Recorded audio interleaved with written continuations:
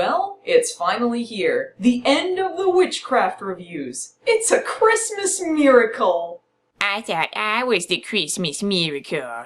What's the deal with you? Are you real or a cutout or what?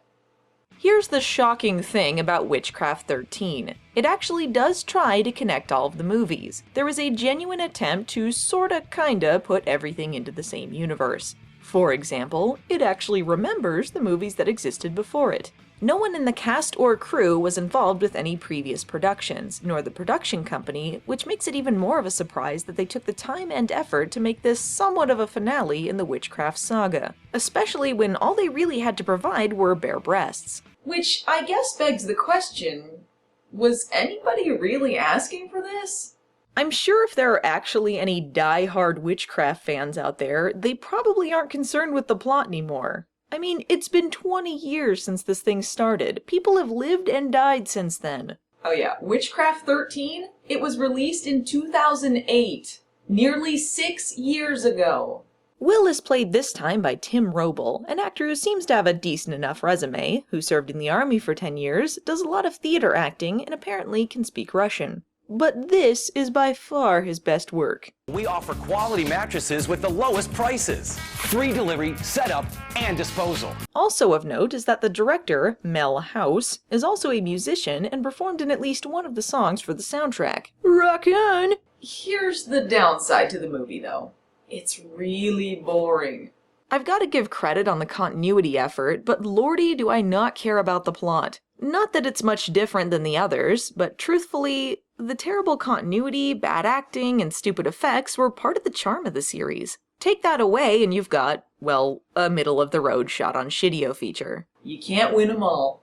So we open on two people making out. Most unorthodox. Lighting doesn't appear to be a priority in much of the movie either. What the hell am I even looking at? Do I need to censor anything here? In summary, this woman found this guy at a club and he took her home to give her some Shark Attack 3. You know, just like the last movie. I think you probably know the plot already. These films have become so formulaic, Tim Burton could shit them out. Hey-oo! The guy is wearing a necklace like the one William got from one of his moms. Reference! I want to say this ends with the girl ripping the guy's heart out, but it's so dark anything could have happened. She might have just been offering him a nice juicy steak, who knows? Don't judge someone's barbecuing preferences. Holy shit, is that a new title screen? Shouldn't they just lazily put a new number over the old one or something? Anywho, it appears William has gone back to being a lawyer, so I guess being fired previously for being into black magic wasn't a big deal for the firm he's currently with. Everyone in the office is celebrating a big case William has won. Sounds like a lawyer party. I'm not sure what this big case is about. He was a divorce lawyer last I remember, but maybe he went back to insurance cases. He opts out of the party because he says he has to meet an old friend. How many old friends does William have that we don't know about? Huh, it's still the middle of the day? Everyone must be starting early. You know, Scholar is a very intriguing name. You have no idea, Ben. You know, Ben's a very intriguing name. Well, I guess it is. Hey, there's my friend Will. How did he not see her get up? All this power that I have inside of me, it feels like it's just about to fucking burst out of me and I don't know what to do. I mean, you have problems controlling your powers? Wait. He's a warlock too? When did this happen? How long have they been friends anyway? Were they at odds when William was in his magic is a drug addiction phase? Why didn't Will ask him for help when he fought all of those overacting weenies wanting to take over the world? You can't just throw that one out there out of nowhere, guys. You know, my power comes from evil. I hate that.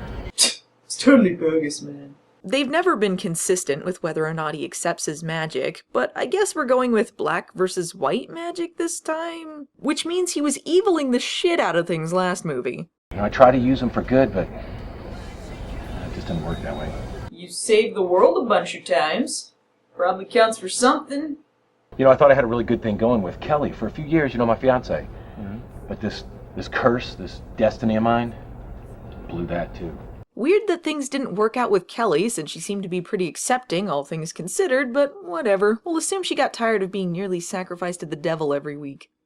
Thanks, man. I'm glad you're my friend. I'm glad you're in my corner, too. Best friends forever, right, William? Witnesses claim the suspect carried 2 bobcat heads and squirted a milky white liquid, the exact symbolism of which is still unknown. Whoa. What is this milk-squirting bobcat head story? Why aren't we watching that? And why is William keeping beat with a news story? Did they forget to tell the actor he wasn't listening to music? He realizes he forgot to give Ben this pendant he wanted to give him, the same one we saw in the guy earlier.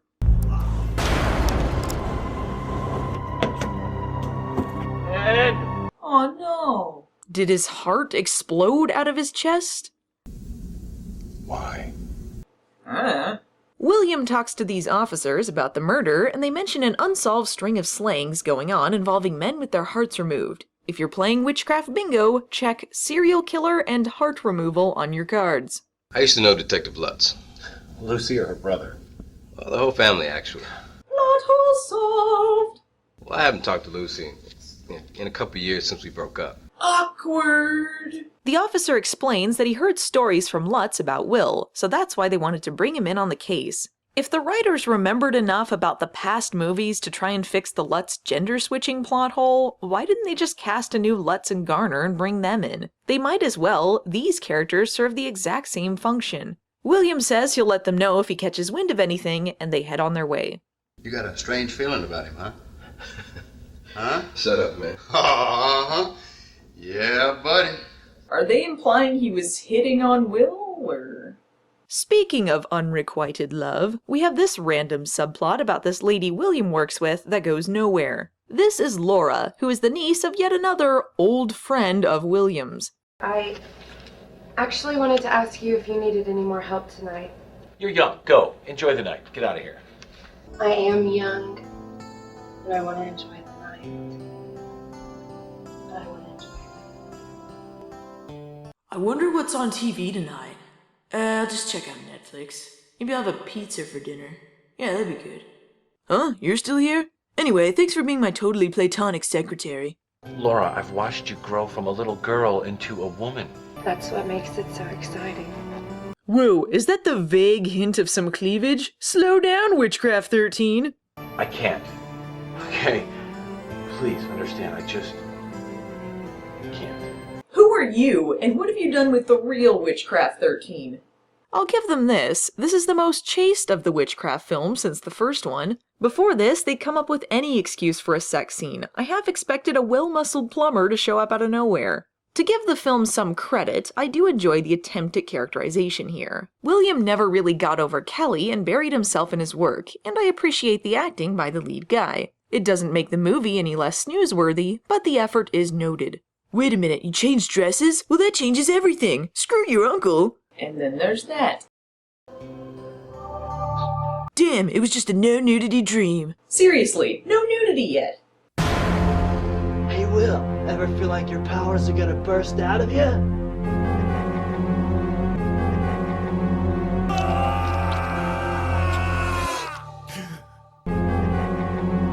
But was it really a dream? Yeah, he probably just took off his tie. Will decides to visit the scene of one of the murders because I don't know. Why did he break in? He could have just asked those detective guys to take him there. Whoa, it was an indistinct black blob. That makes me sick. So William can just touch things and get visions now. I guess he evolved past having to use potions to do that. He sees a woman in one of these visions and she appears in the house. Smooth move, X-Lax. I'm so desperately lonely. Wish there was a woman I could fuck. Witchcraft's target audience, ladies and gentlemen. Then he dies. For a brief moment, I knew what laughter was again, but then Witchcraft 13 took it away from me in an instant. You will be missed, random crass country singer guy. Meanwhile, William sees the blonde woman again and follows her into a bar. I'm looking for this small, sexy little blonde girl that just walked in here. Have you seen her? Betty, I think she's staring at you right now. You didn't look very hard, Will. Because guys like you have a heart. I just want to be a part of. Ugh, nice editing there. Seamless. Wait, does that mean she literally wants his heart? Whatever. So anyway, it turns out the beer had a magical roofie in it, and the two of them have sex. Welp, it's the first boobs of the movie. Congratulations on your remarkable restraint, Witchcraft 13. And oh no, William has 999 on the back of his neck now. Stupid. The next scene might as well be called Guess What I'm Looking At for half of it. I'm only assuming this is supposed to be this girl's house and not Will's, but who knows? Anyway, he finds a pentagram pendant there and they get into a shitty CGI battle. Will discovers that something is amiss and decides to visit someone called Eldridge, who might be another one of William's old friends, I don't know. He's got a million of them now. I seek answers, Eldridge. I'm lost. Well, the only thing we can do here is help you to be found. I don't understand what that means. It's a metaphor, stupid. I'm not sure about this guy's credentials as a magical old friend who speaks vaguely knowingly about everything, but what I do know is that he has an excess of cats and dogs living around him. Ben, These murders, how were they performed? Is there some ritualistic style to them? nothing like I've ever known. Except those other movies that involved hearts being removed, sometimes by me, but otherwise like nothing I've ever known. They were all associated with this medallion. This is the medallion from your parents' coven. I know. The Adams. My adopting parents. No. Your birth parents. Wait, he thought his adoptive parents were warlocks? I don't think that was how it happened. I know my witchcraft too, alright? In fact, he knew the necklace thing too, since he got all pissed that Charlotte was wearing it in part 3. Eldridge says it must be the work of the Order of the Crimson Hearts, which sounds like a terrible 80s hairband. But apparently it was a rival coven that fought William's parents' coven hundreds of years ago. They'd remove people's hearts to steal their powers and take them back to their master. This heart removal thing. I'm not sure what it is, but it might involve that coven that remove people's hearts. What? Well, it can stop once they located the chosen one. They will then have enough power to rid the world of all of us. I wonder who the chosen one is. Tyra, obviously. I miss you, Tyra. If the two most powerful ones fornicate, they will fulfill the ultimate prophecy. They will conceive a child that can rule the world under evil. Isn't that what William's backstory was supposed to be? Now back to watching that marathon of Scooby-Doo. Wait, so this rival coven includes random women in bikinis that blow fire in their evil cave? Seems like their time could be better spent. She also dangles it around her crotch, alright.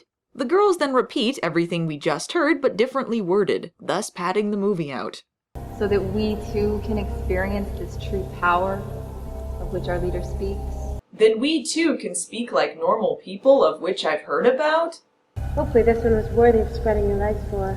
Some of them are gross. Oh, now you talk like a normal person. His name is Will Spanner, and he has the sacred markings. He had that on the back of his neck the whole time? You think someone would have mentioned that to him by now? My name is Dolores Stevens. I guess you don't come across too many Doloreses nowadays. Be surprised, I knew Dolores a few years ago. Reference to Witchcraft too. Could this be foreshadowing? It's a pretty good way to trick the audience, considering half of the continuity makes sense and the rest of it just raises more questions than it answers. But if you need a refresher, Dolores was the name of the neighbor lady Will's mom possessed to hit on him. Oh no, spoilers! It's been 2 decades, okay? Dolores asks for William's help in finding her missing brother, because again, lawyers are just detectives. Did they really have to get an actress who looks almost exactly like William's secretary? I seriously thought they were the same person until the other one walked in. It's rare to find a man with a heart like yours. That sounded suspicious. Oh well. Meanwhile, one of the coven ladies is going after another warlock. You're not Todd Covington? No, he's my roommate. Shit. Is there a problem? You have no idea whatever your name is. I'm Brad. Aw, Brad. What the fuck is going on? I take it you're Todd. Yes? No, you fucking crazy bitch! These one-scene characters are way more interesting than anyone we're following in this movie. You disappoint me, Witchcraft 13. So hey, did you want to know that one cop guy's history with Lutz? Well, too bad, because you're gonna get it. Why'd you guys break up? Seemed like everyone in life was a cop. Your father was a cop. He got killed in the line of duty. My brother was a cop, and he even worked with Will once. He also got killed in the line of duty, so then it was me. No, they killed off me and Lutz. I love that some scenes of this movie serve no purpose other than to awkwardly explain the previous sequels. All I have is this old phone bill from a place he used to live for a while. And this photo. Thanks, that looks stupid. Spanner was my mother's maiden name. I took that after they died. I think I did it to help me cope. Yeah, that makes sense. Well, time to do it.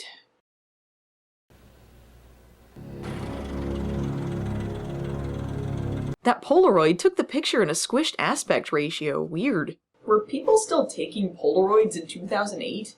William goes looking for Dolores' brother inside the Polaroid and decides to break in. Jason Stevens, hello? Anybody home? My name is Will Spanner. I'm an attorney. Oh, you're an attorney. Well then, breaking and entering charges dismissed. Oh, he's dead. Lame. Hey, I have feelings too, you know. Tack another one on your witchcraft bingo cards. One of the Coven girls kills Eldridge and we get a super action-packed car chase. Why not? Exciting! She leads William to their gated cave community, and he heads inside for the final witchcraft showdown.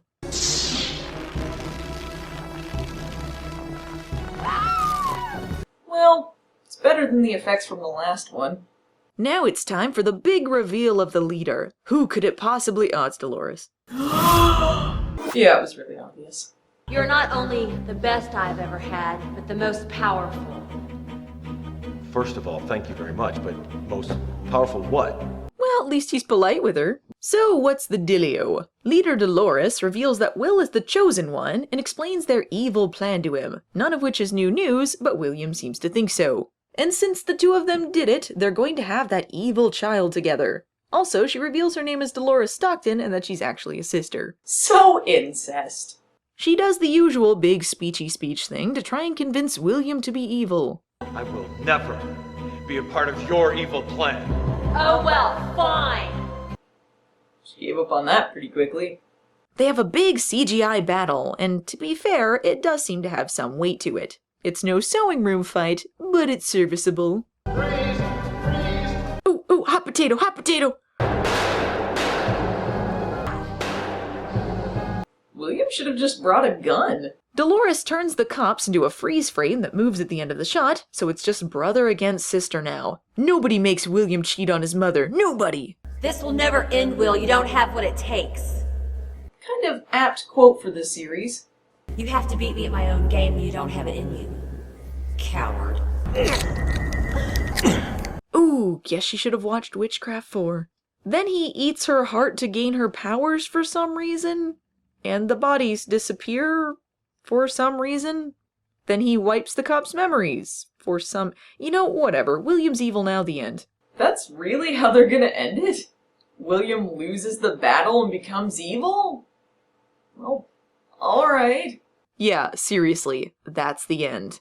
Not really how I'd leave the legacy of a 20-year saga, but hey, I'm just a critic. I think a year is enough time to be talking about witchcraft. As far as conclusions go, I appreciated the attempt to cover up plot holes and acknowledge the previous movies. Sometimes it worked, sometimes it didn't. However, it doesn't really fix the fact that watching this movie is a lot like watching paint dry. Plus the ending was a bit of a downer, though I'm not sure how many people were watching at this point anyway. I've heard rumors about a Witchcraft 14, which doesn't surprise me in the slightest, but I don't think it's coming for a while. For now, this is the ending we've got. While it might not have been the most exciting film, it was worth it to finish this series out. It's a Christmas miracle. Get back to work, Ash Cratchit. You're gonna eat that camera over there.